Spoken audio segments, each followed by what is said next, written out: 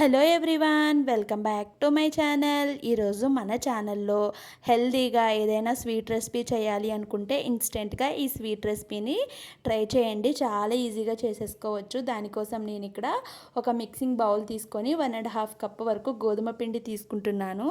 దాంట్లోకి కొంచెం కలంజీ సీడ్స్, అలానే కొంచెం నువ్వులు, కొంచెం అంతా బేకింగ్ పౌడర్, అలానే చిటికెడు సాల్ట్ కూడా వేసుకున్నాను.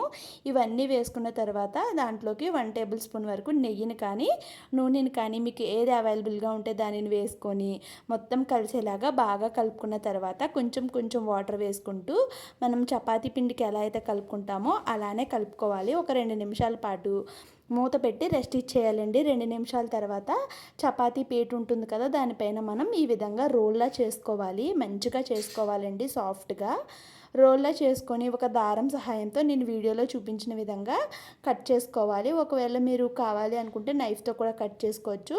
నైఫ్తో అయితే అంత పర్ఫెక్ట్గా రాదండి. నేనైతే ఇలాగ దారంతో కట్ చేసుకుంటున్నాను. ఇప్పుడు రౌండ్స్ అనేవి అడ్జస్ట్ చేసుకొని మనం చేతి ఎలా ఒత్తుకుంటే మంచిగా బ్యూటిఫుల్ షేప్ అనేది వస్తుందండి. ఇప్పుడు వీటిని ఫ్రై చేసుకుందాము. స్టవ్ వెలిగించి కొంచెం అంతా ఆయిల్ని అయితే పెట్టుకున్నాను. ఆయిల్ కాస్త గోరువెచ్చగా ఉన్నప్పుడు ముందుగా మనం ప్రిపేర్ చేసుకున్న వాటిని మీరు తీసుకున్న ప్యాన్కి ఎన్నైతే పడతాయో అన్నిటినైతే వేసుకోవాలి. వేసుకొని సిమ్ ఫ్లేమ్లో కుక్ చేసుకుంటే ఒక సైడ్ కాస్త కలర్ వచ్చిన తర్వాత ఇంకొక సైడ్కి టర్న్ చేసుకోవాలండి. ఈ ప్రాసెస్ అంతా కూడా సిమ్లోనే చేసుకోవాలి. హై ఫ్లేమ్లో పెడితే కలర్ వచ్చేసి మాడిపోతుంది. మనం అవి ఆయిల్లో నుంచి తీసేటప్పుడు మనకి ఉడకలేనట్టుగా మెత్తగా కనిపిస్తాయండి. కాసేపటికి అవి గట్టిగా మంచిగా అవుతాయి.